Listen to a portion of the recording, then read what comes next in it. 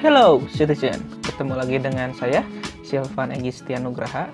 Pada kesempatan hari ini kita akan mempelajari mengenai keberagaman suku, agama, ras, dan antar golongan dalam bingkai Bhinneka Tunggal Ika. Bagian pertama, jika kita ingin membahas mengenai Bhinneka Tunggal Ika, maka hal itu tidak akan terlepas dari lambang negara kita, yaitu Garuda Pancasila. Seperti yang kalian lihat, dalam lambang negara Garuda Pancasila, tepatnya di pita yang digenggam oleh burung Garuda, terdapat kata Bhinneka Tunggal Ika. Kata Bhinneka Tunggal Ika sendiri memiliki arti berbeda-beda namun tetap satu. Dalam bahasa Jawa kuno, secara harfiah mengandung arti bhinneka yaitu beragam, tunggal yang artinya satu, dan ika yaitu itu. Jadi kalau kita artikan secara harfiah, Bhinneka Tunggal Ika bermakna beragam satu itu. Semboyan Bhinneka Tunggal Ika digunakan untuk menggambarkan persatuan dan kesatuan bangsa serta negara kesatuan Republik Indonesia. Pada awalnya, pada zaman Jawa kuno, istilah Bhinneka Tunggal Ika sebenarnya hanya menggambarkan keberagaman agama yang ada di Nusantara.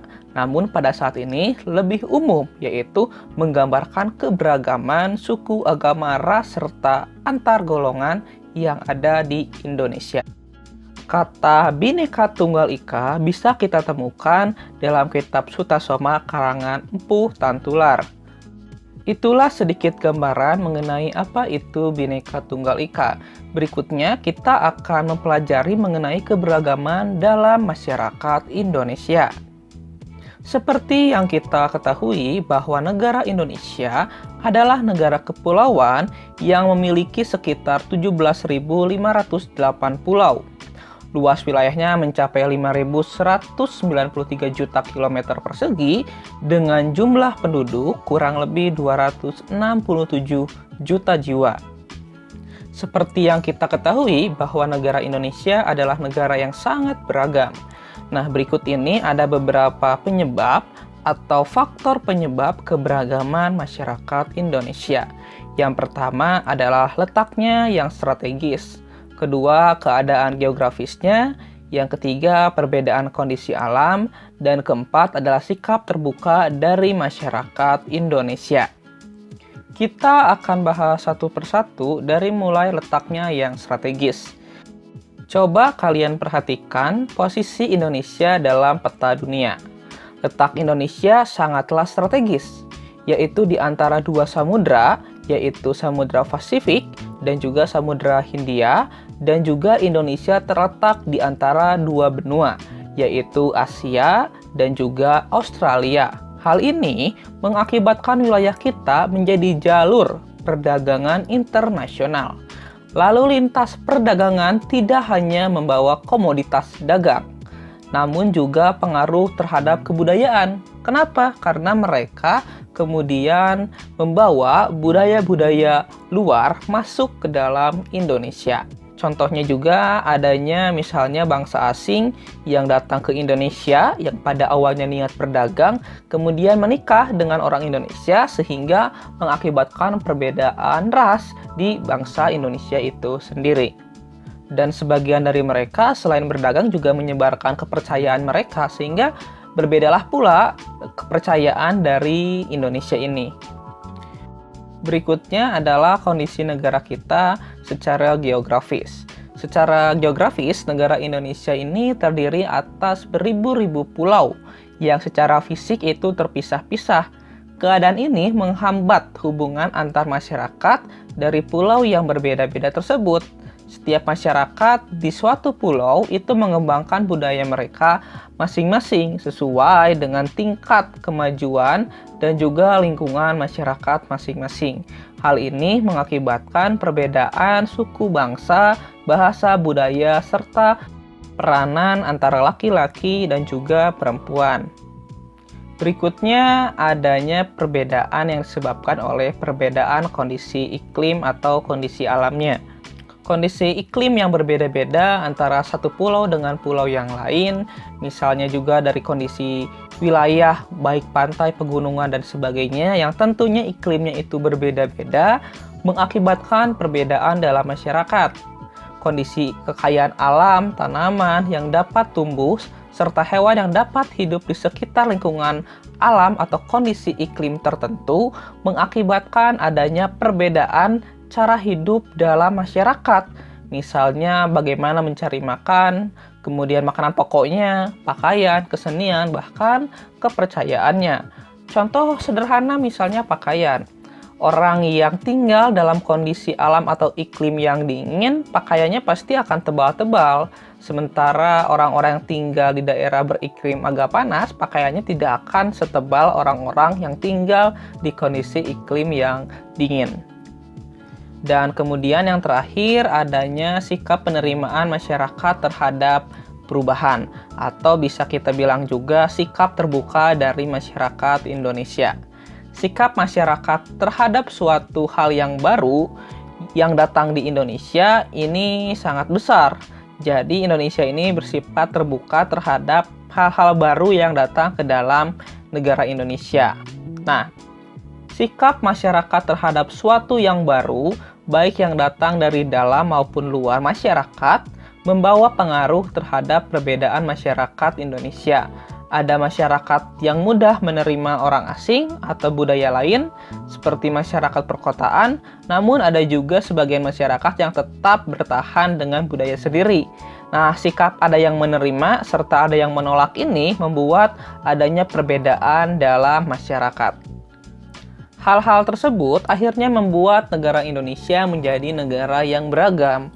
Apa saja sih keberagaman yang ada di Indonesia? Ada yang disebut keberagaman suku, agama, ras, antar golongan, atau yang lebih dikenal dengan SARA, serta ada juga perbedaan kebudayaan. Yang masih belum tahu apa itu suku, agama, ras, golongan, kita akan bahas satu persatu. Mulai dari suku. Nah, suku bangsa sering juga disebut dengan etnik. Menurut Koncaraningrat, suku bangsa berarti sekelompok manusia yang memiliki kesatuan budaya dan terikat oleh kesadaran dan identitas tersebut. Kesadaran dan identitas biasanya dikuatkan oleh kesatuan bahasa.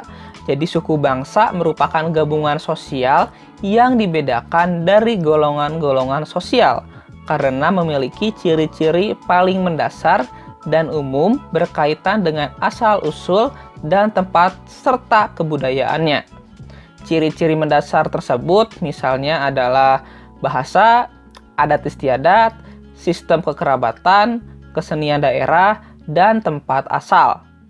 Jadi kalau disederhanakan, suku merupakan sekelompok manusia yang memiliki kebudayaan yang sama serta terikat oleh kesadaran dan identitas tersebut. Oh iya, ngomong-ngomong masalah suku, ada yang tahu nggak suku apa yang merupakan suku asli dari daerah DKI Jakarta? Oke, kalau ada yang tahu silahkan tulis di kolom komentar. Berikutnya ada agama. Agama adalah hal yang mengajarkan kepada umatnya agar berbuat baik dan benar.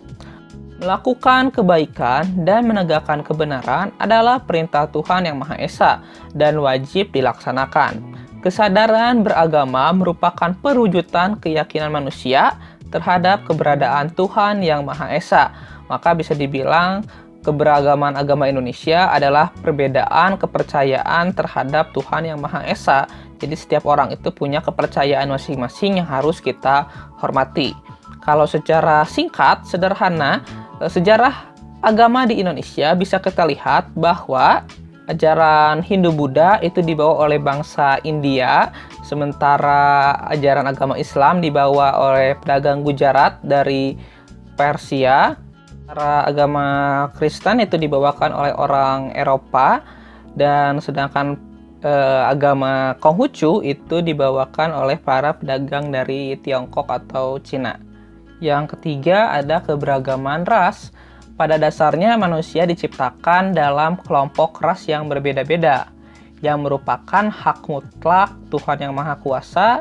Istilah ras ini berasal dari bahasa Inggris race dalam Undang-Undang Nomor 40 Tahun 2008 tentang penghapusan diskriminasi ras dan etnis, menyebutkan bahwa ras adalah golongan bangsa berdasarkan ciri-ciri fisik dan garis keturunan. Nah, setiap manusia memiliki perbedaan ras dengan manusia yang lainnya. Karena adanya perbedaan-perbedaan dari ciri fisik seperti warna kulit, bentuk rambutnya, warna rambutnya, bentuk muka, ukuran badan, dan lain-lain. Jadi intinya kalau ras itu kita lihat dari ciri-ciri fisik serta garis keturunannya. Ras itu terdiri dari di Indonesia ya, ada yang Asiatic Mongoloid, ada yang Malayan Mongoloid, ada yang Melanosoid, ada Kaukasoid. Kalau Asiatic itu seperti orang-orang Asia lah ya. Kemudian ada Malayan, Malayan itu Melayu seperti Indonesia pada umumnya. Kemudian ada Melanosoid, itu seperti orang-orang atau saudara-saudara kita di wilayah timur, Papua dan sebagainya. Ada Kaukasoid, itu mirip-mirip seperti orang barat lah, seperti warna kulitnya yang lebih putih, kemudian rambutnya keemasan atau kuning dan seterusnya. Dan terakhir ada keberagaman antar golongan. Nah, kalau antar golongan itu penggolongan manusia berdasarkan ciri-ciri khusus terlepas dari suku, agama, serta ras. Misalnya golongan pandangan politik ataupun golongan profesi dan sebagainya. Sebagai negara yang memiliki keberagaman, adanya golongan dalam kehidupan masyarakat di Indonesia merupakan hal yang wajar. Namun, perbedaan golongan tersebut tidak boleh menyebabkan konflik. Hal ini muncul apabila ada perasaan-perasaan fanatik sempit dan sebagainya. Karena itu, kita harus menghormati perbedaan-perbedaan golongan serta perbedaan pendapat dari masyarakat. Nah, kalau budaya ini bisa luas ya. Budaya ini bisa dibilang adalah cara kita dalam menjalani kehidupan sehari-hari. Budaya ini merupakan bisa dibilang salah satu hasil dari sara tadi menghasilkan suatu kebudayaan tertentu. Nah, untuk pertemuan hari ini cukup sekian. Jika ada pertanyaan silahkan tulis di kolom komentar. Dan kalau kalian suka dengan video ini silahkan di like. Kalau nggak suka dislike saja. Saya Silvan Egistian. Terima kasih. Sampai jumpa di video bagian kedua.